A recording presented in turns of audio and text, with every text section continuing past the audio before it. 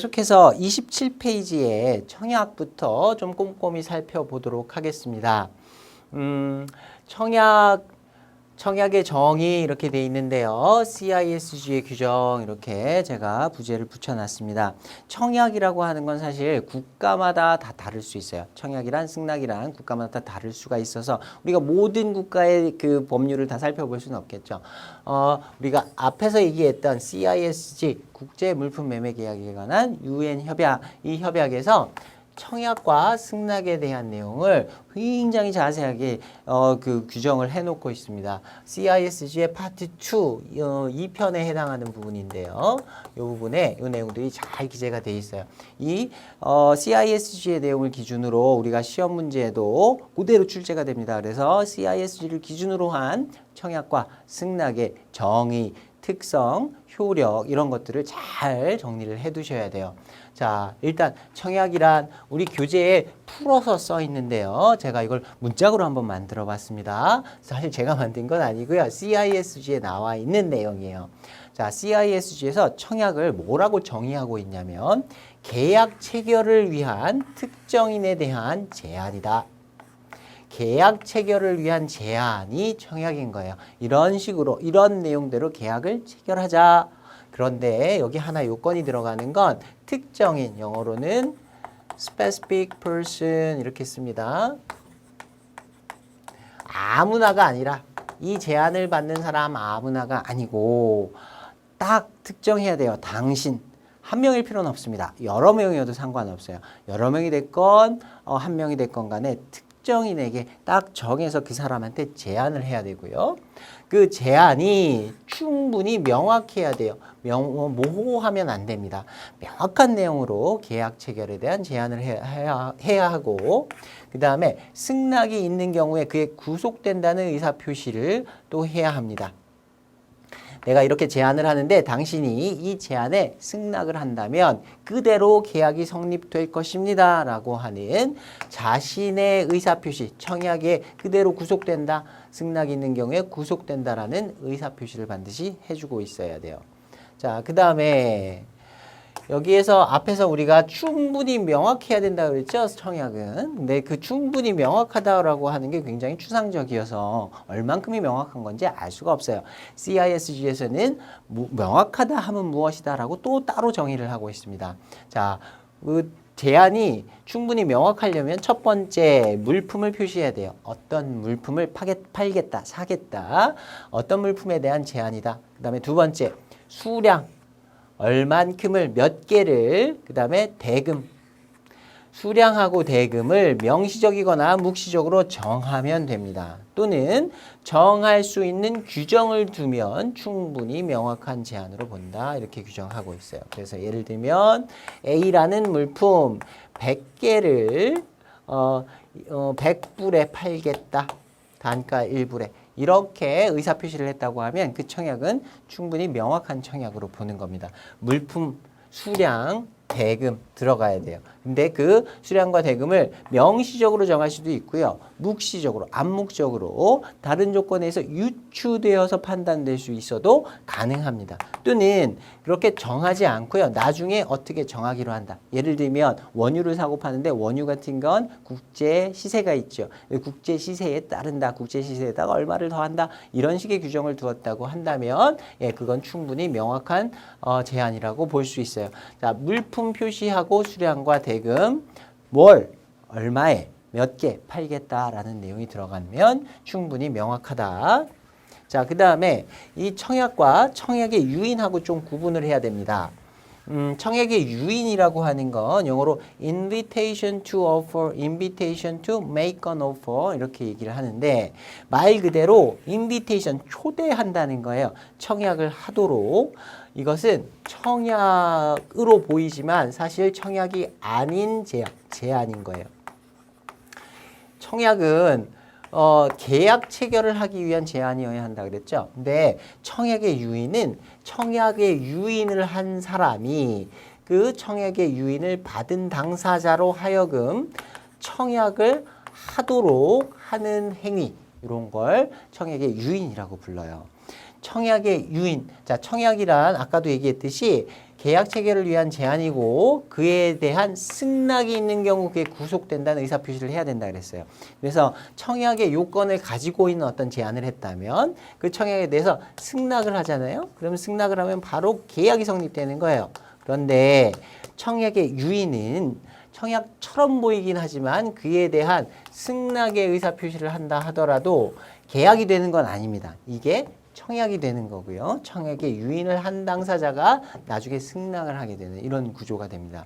자, CISG에서는요.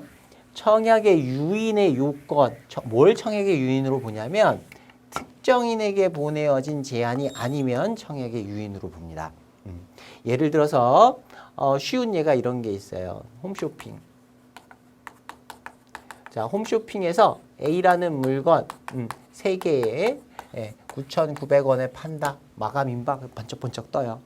이 물품 A라는 물품 3개 한 세트를 9,900원에 팔겠다. 자, 계약 체결을 위한 제안이죠.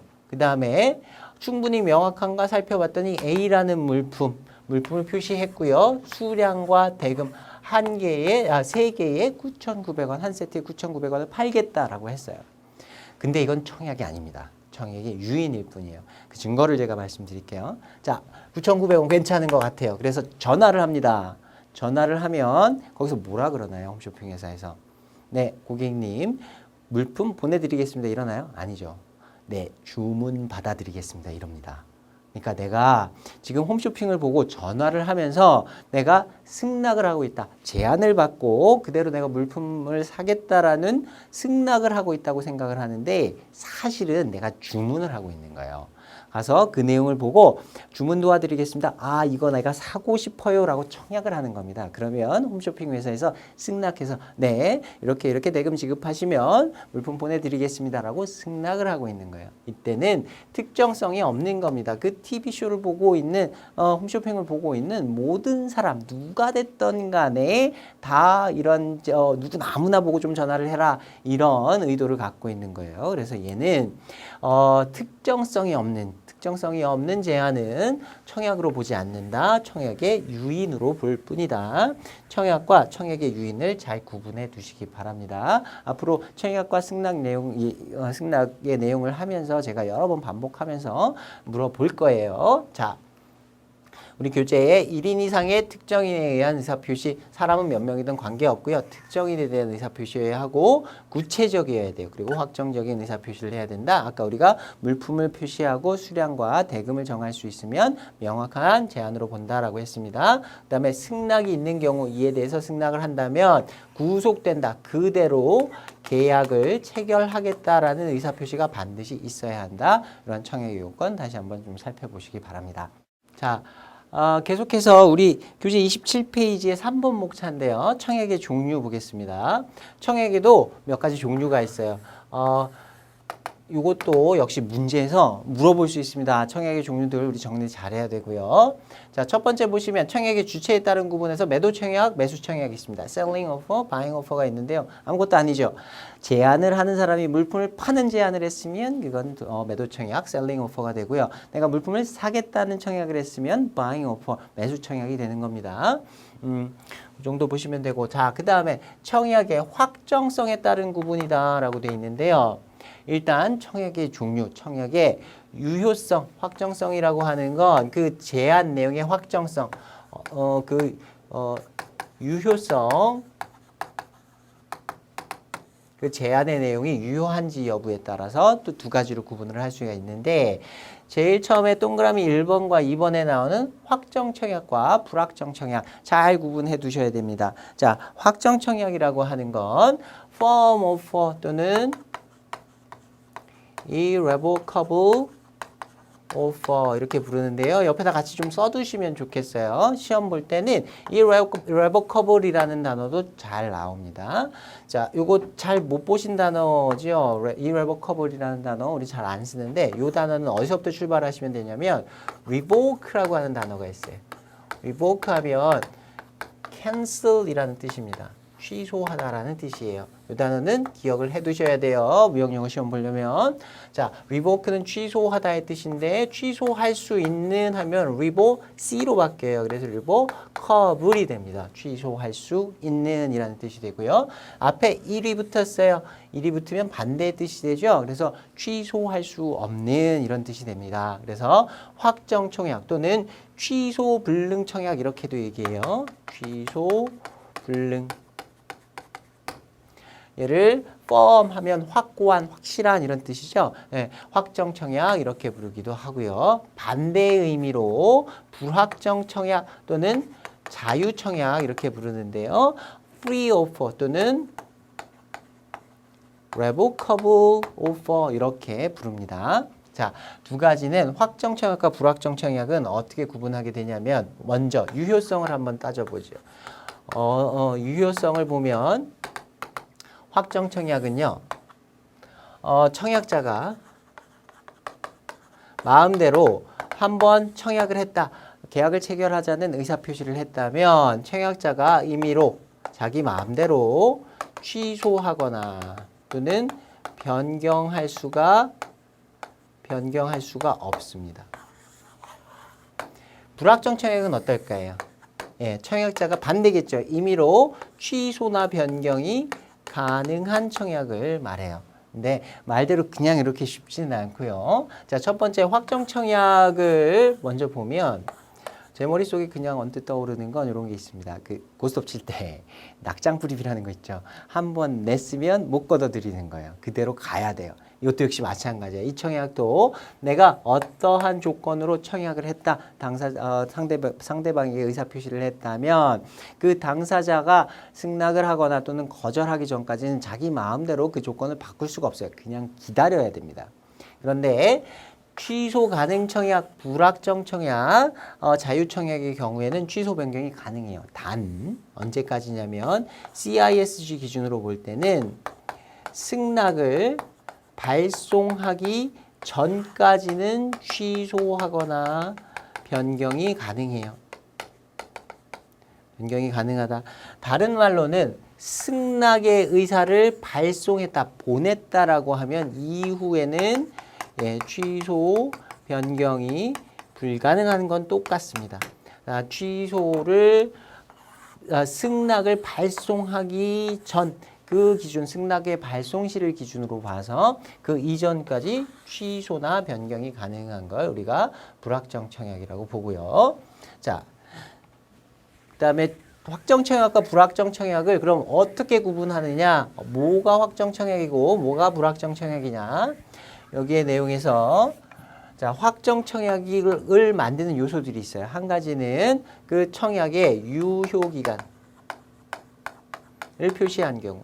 내가 이렇게 제안을 하는데 이 제안은 언제까지 유효합니다. 시기로 유효기간을 딱 정해두었다라고 하면 그건 확정 청약으로 봐요. 그 기간 내에는 말을 바꿀 수가 없어요. 취소할 수가 없는 겁니다. 유효기간.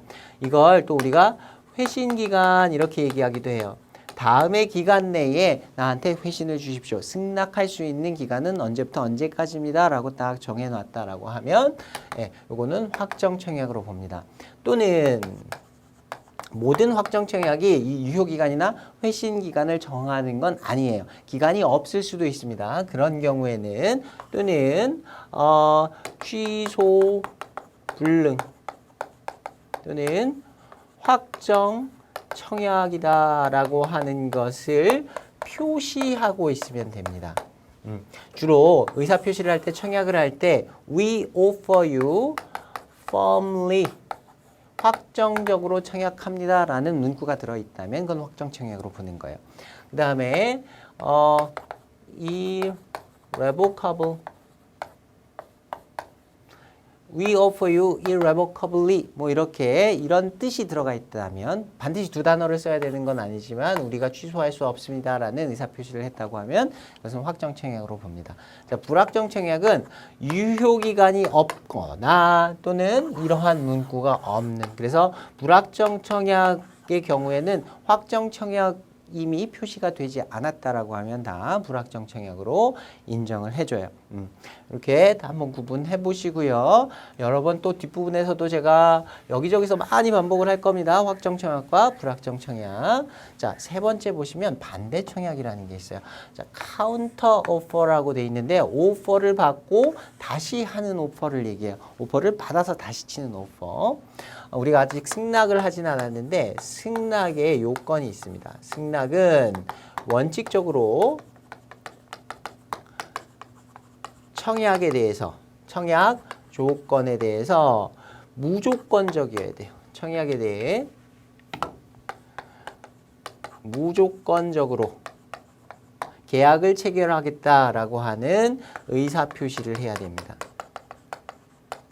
어떤 조건으로 계약을 체결하자라고 했으면 그래 좋다 이 조건대로 내가 계약을 체결하겠다라는 의사표시 또는 싫어라고 거절의 의사표시만 할 수 있고요. 원칙적으로 여기에다가 어떤 부가적인 조건이라든가 또는 제한사항이라든가 또는 추가사항이라든가 이런 걸 붙이면 안 됩니다. 승낙은 청약에 대해서 그대로 계약 체결하겠다는 의사표시를 해야만 하는 것이고 토달면 안 되는 거예요. 뭔가 다른 걸 붙인다거나 변경하면 안 됩니다. 이런 걸 우리가 경상의 원칙 이렇게 얘기하는데요. 경상의 원칙이라고 하는 건 경상 거울 경자 쓰는 겁니다. 거울에 비친 듯이 그냥 반사만 하는 거예요. 청약 받고 그대로 그 조건대로 승낙을 해야 돼요. 요 요건에 어긋나면 그건 승낙으로 보지 않습니다.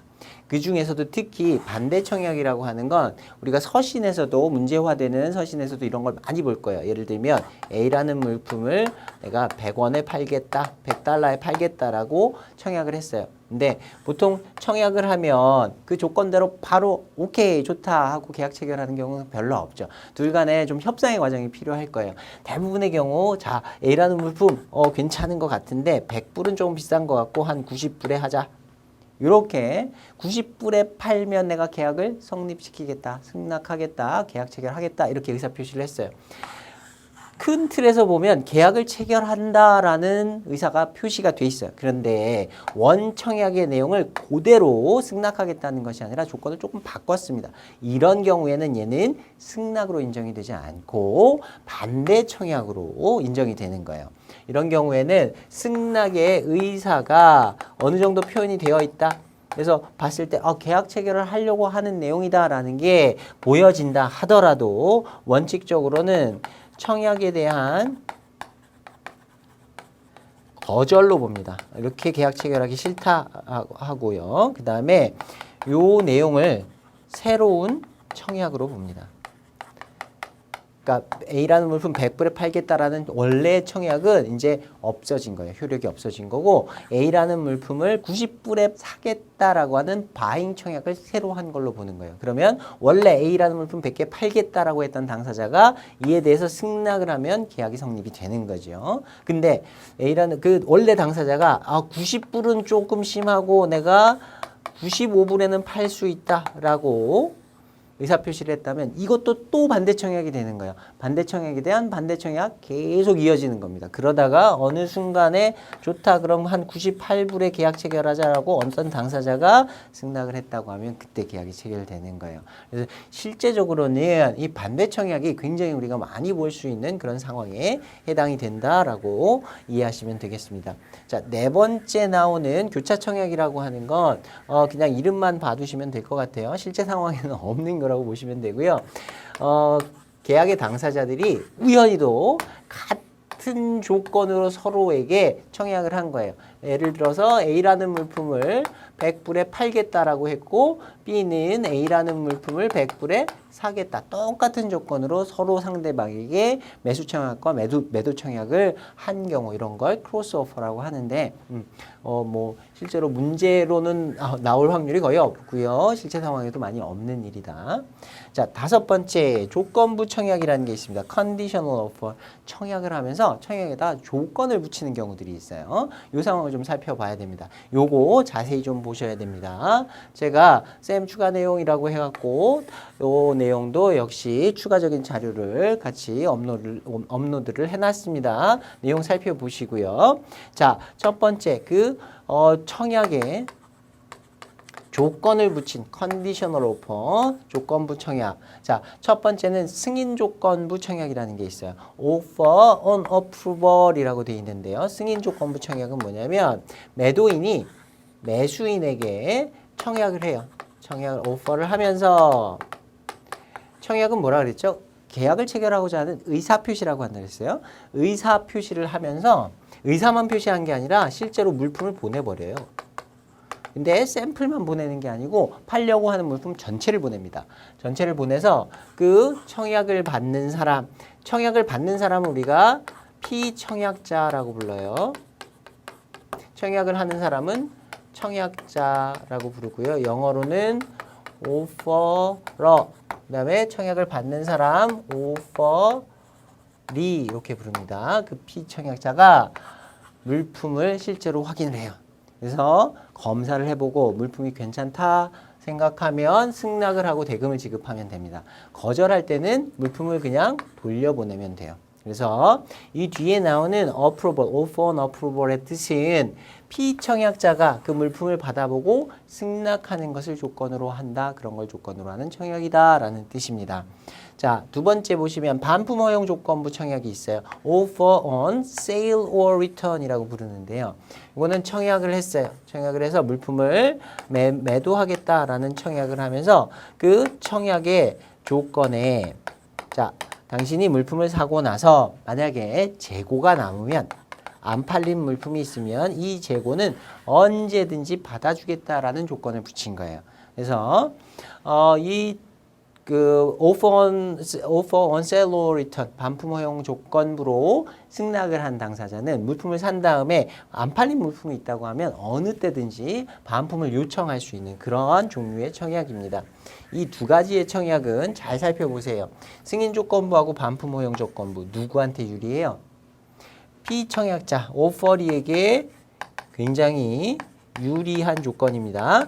그래서 승인 조건부에서는 물품 실제로 보고 물품에 대한 승낙을 할지 그 거래에 대한 승낙을 할지를 결정을 할 수가 있고 매수인 그 피청약자 입장에서 반품 허용 조건부의 경우에는 안 팔리고 남아도 언제든지 반품할 수 있죠. 이 두 가지는 청약자가 그 조건을 나중에 자기 마음대로 뭔가 바꾸거나 할 수 있는 성질의 청약이 아니에요. 두 가지는 확정 청약의 일종으로 봅니다. 확정 청약이라고 본다. 자, 그 다음에 세 번째 나오는 재고잔류부 offer subject to being unsold 하고요. 그 다음에 선착순 청약이라고 하는 offer subject to prior sale 이렇게 돼 있어요. 자, subject to라는 말이 나오면 무엇에 영향을 받는 이런 정도로 뭐가 적용이 되는 이런 정도로 해석을 하시면 되는데 being unsold 안 팔린 채로 있어야 하는 조건인 청약이라는 뜻이고요.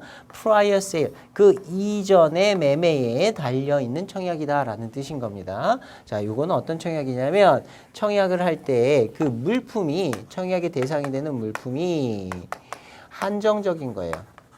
수량이 계속 만들어낼 수 있는 게 아니고 지금 딱 팔 수 있는 수량이 정해져 있어요. 내가 지금 A라는 물품 100개를 가지고 있는데 청약을 여러 명에게 한꺼번에 하는 겁니다. 청약 여러 명에게 할 수 있나요? 할 수 있다 그랬죠. 우리가 특정인에게만 하면 된다 그랬어요. 특정성만 있으면 된다고 했으니까 여러 명한테 할 수 있어요. 근데 이 중에서 피청약자 A, B, C 세 명이 있었는데 누구든지 먼저 승낙을 하는 사람한테 팔겠다라는 의미인 거예요. 거꾸로 피청약자 입장에서 보면 이러한 재고잔류부나 선착순 청약에 대해서 승낙을 했다 하더라도 100% 계약이 체결된다. 내 이 물품을 살 수 있다라는 확신은 없어요.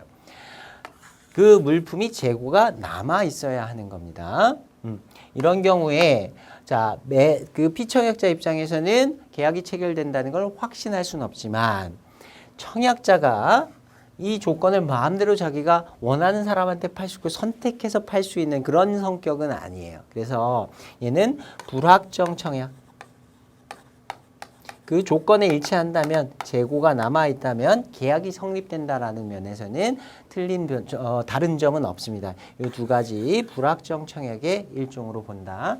청약의 성격 이해해 두셔야 되고요. 자, 그 다음에 네 번째 보겠습니다. 네 번째 보시면 무확약 청약 without engagement 그 다음에 시황 조건부 청약이라고 하는데 offer subject to market fluctuation 이렇게 씁니다. 자, engagement라고 하는 건 약속이라는 뜻이에요. 약속 없이 어떤 내용을 확약하지 않고 청약한다. 그 다음에 fluctuation 하면 우리가 등락폭이 있는 걸 얘기해요. 뭐가 등락이 있냐면 시장 상황이 market fluctuation. 자, 요거는 청약을 하면서 그 청약의 내용을 일부 확정하지 않은 채로 청약을 하는 걸 얘기해요. 특히 어떤 물품의 가격이 등락폭이 좀 심한 물품이 있어요. 그래서 청약을 할 때 가격을 딱 정해놓는 것이 아니고 그때 시장 상황에 따라서 정해지는 가격대로 계약을 체결하고자 한다라는 뜻을 표시했다고 하면 무확약 청약 또는 시황 조건부 청약의 일종으로 볼 수 있습니다. 이에 대해서도 승낙을 한다면 계약이 성립된다는 점에서는 청약이 유효한 청약으로 인정을 해줄 수가 있어요. 청약은 유효한 청약이긴 하지만 그대로 내가 계약을 체결할 때 그 계약의 내용을 확신할 수는 없습니다. 그래서 얘는 확정 청약은 아니고 불확정 청약의 일종. 청약의 일종으로 봅니다. 자, 그 다음에 마지막 다섯 번째 최종 확인 조건부, 최종 승인 조건부라고 하기도 하는데 최종 확인 조건부 청약이라고 하는 건 subcon offer라고 줄여서 불러요. 그 줄여진 약어도 좀 기억을 하셔야 되고요. subcon이라는 건 subject to our final confirmation의 약자예요. 그래서 subcon 이렇게 따서 최종 승인 조건부, 최종 확인 조건부 청약이라고 부릅니다. 자, 요건 뭐냐면 청약자가 오퍼러가 청약을 하면서 여기다가 어떤 조건을 붙였냐면 당신이 피청약자가 승낙을 하더라도 계약이 바로 성립되는 것이 아니고 우리가 최종적으로 컨펌을 해줘야 된다. 확인을 해줘야만 계약이 성립한다라는 조건을 붙인 거예요. 이런 경우에 청약처럼 보이고요. 이에 대해서 승낙을 해서 계약을 성립시킨다는 점에서는 이전에 봤던 우리 청약과 승낙의 과정으로 그대로 볼 수도 있어요. 그런데 실제로 보면 이 서브컨 오퍼를 받은 피청약자가 나는 승낙을 한다고 승낙을 한 건데 계약이 성립이 되나요? 승낙을 한 때? 아니죠. 청약자가 다시 한번 컨펌 확인을 해줘야 돼요. 요걸 말이 바뀐 거지 실제로 살펴보면 청약을 하도록 하고요. 그 피청약자가 승낙을 할 때 그건 사실은 승낙이 아니라 이게 청약인 거예요. 청약을 하도록 유인하고 이에 대해서 자신이 승낙을 하려고 하는 이런 뜻을 표시한 겉으로만 청약이다. 그래서 얘는 우리가 앞에서 봤던 대표적인 청약의 유인의 유형에 해당합니다. 얘가 청약의 유인에 해당한다. 얘는 청약 자체가 아니에요. 청약으로서의 유효성이 전혀 없습니다. 청약을 해오도록 유인하는 행위에 불과해요. 그래서 서브컨 오퍼를 받고 그에 대해서 승낙을 한다. 승낙을 했다 하더라도 계약이 성립되는 것은 아니다. 원래 그 서브컨 오퍼를 오퍼했던 그 청약자가 최종적으로 승낙, 확인을 하는데 계약이 성립된다. 이렇게 보셔야 돼요. 그래서 다시 한번 좀 정리하겠습니다. 자, 1번하고 2번에 나왔던 승인 조건부하고 반품 허용 조건부 두 가지는 확정 청약의 일종이다. 그 다음에 세 번째 재고 잔류부 선착순 얘는 불확정 청약의 일종이었다. 자, 그 다음에 네 번째 무확약 시황 조건부 청약 얘도 역시 불확정 청약의 일종이다. 최종 확인 조건부 최종 승인 조건부는 얘는 청약 자체가 아니다. 청약의 효력이 없고 청약의 유인일 뿐이다.